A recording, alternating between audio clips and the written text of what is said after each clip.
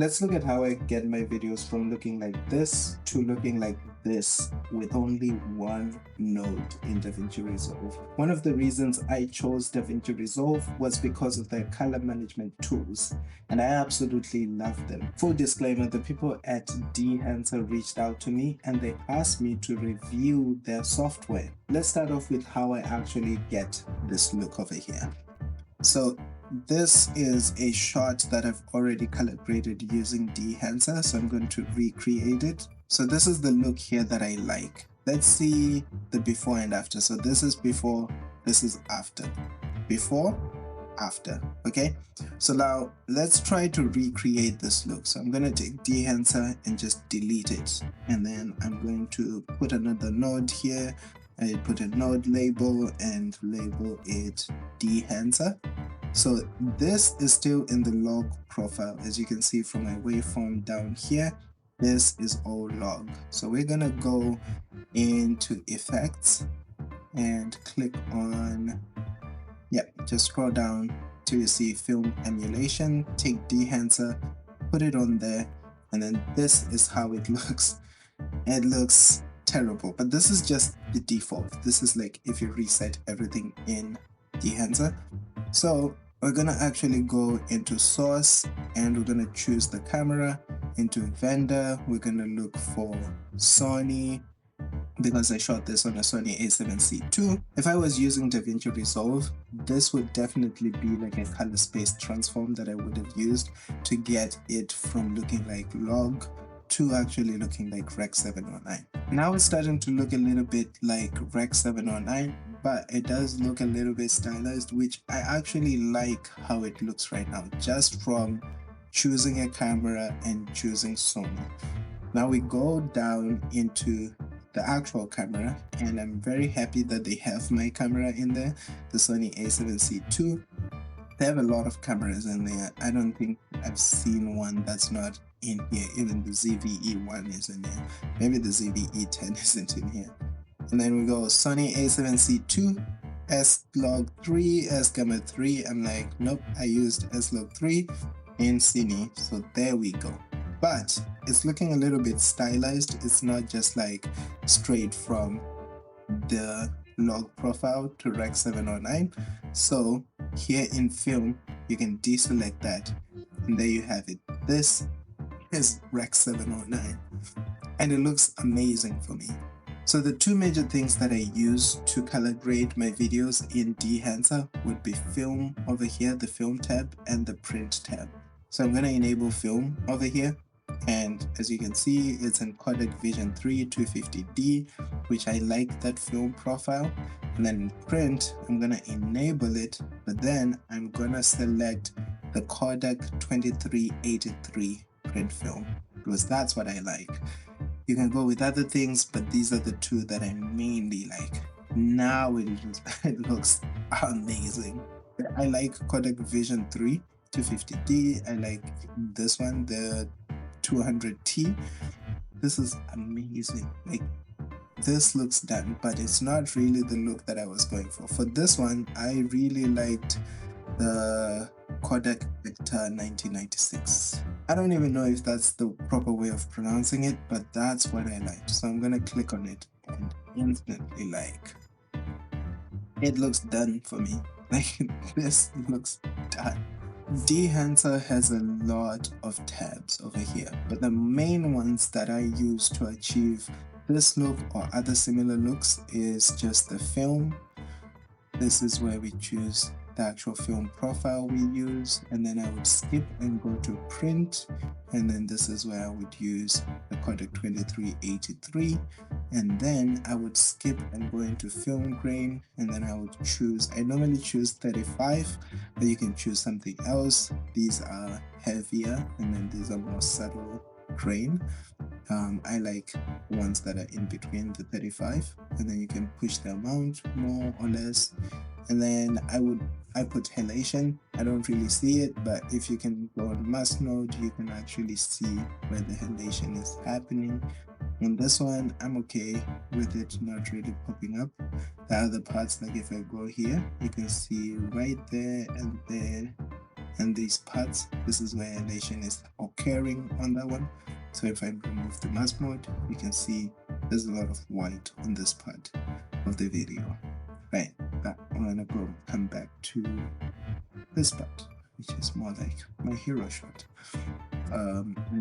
Into bloom, you see there's a little bit of bloom in there, in the whites, not much. If I go into mask mode and then go back again over here, this is where you can actually see these parts. That's the bloom, but this part, that's the bloom. So we're gonna come back here. I like bloom, so I put bloom in there. And then I also put, where is it? Film grain. Oh, I talked about film. And then from bloom, I go into vignette and then I just enable that. Sometimes you can like want to decrease the exposure or increase it, but I find that just a little subtle is actually really good. Puts everything in the center, so I like that.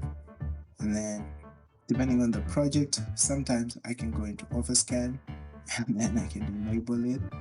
And I actually like some of these effects. Super 35, I go for this one, the Super 16, which is kind of nice. And you get all these, so you get all of these effects, right? You can flip it, you can do a static gate, or you can do one that is moving. So it's all up to you over here. At the end, you could either do a LUT generator where you just, export this look as a LUT, but I actually like going into gallery, power grade, and then just grabbing a still so that it's saved as a power grade. And if I've labeled all my nodes here, then I know exactly what I've done for other videos. So that's what I like doing personally.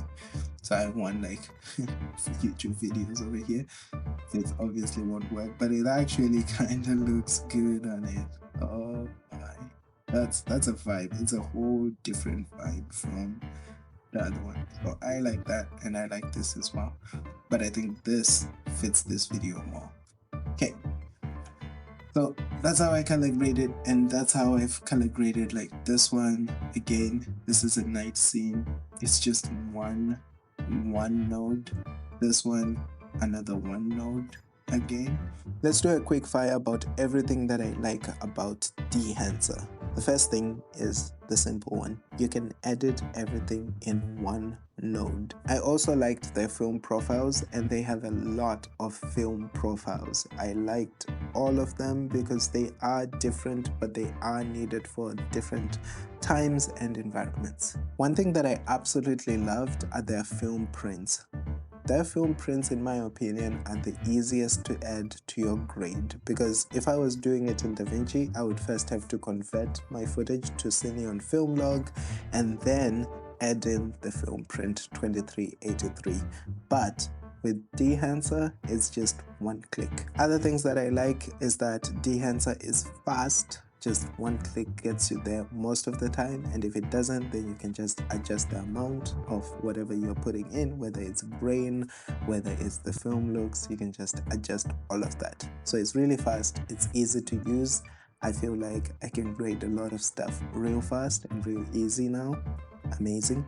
One thing that I absolutely like is that Dehancer has color space transform, and the other thing that I like is that the color space transform has a lot of cameras. It has my camera, the Sony A7CII, which is a fairly new camera, but it's in there, and they have S-Log3 Cine, which is what I use and what I guess most people out there will be using.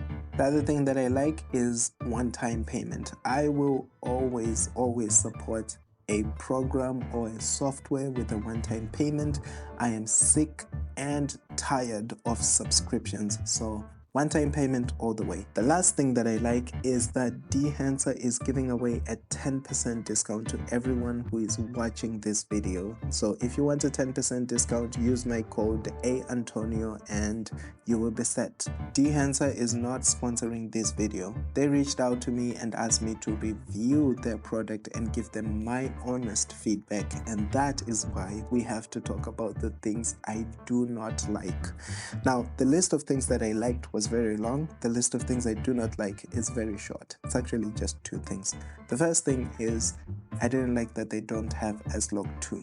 They don't have S-Log 2 for my camera. Sometimes I might want to use S-Log 2. I don't really use it, but I might want to use it, so I don't know why it's not included, just as an option for some people who are more comfortable with S-Log 2 than with S-Log 3. The other thing that I did not like about Dehancer was the download process and the installation process and then the license activation process. I feel like it's a little bit too long and cumbersome, but I do like that once it starts working, it starts working. You don't have any issues with it. That's everything. These are all the things that I liked and things that I did not like. After trying out Dehancer for this last month, I can honestly say that it will be part of my editing process for a long time because it's just so easy to use and it's so fast to use. Okay.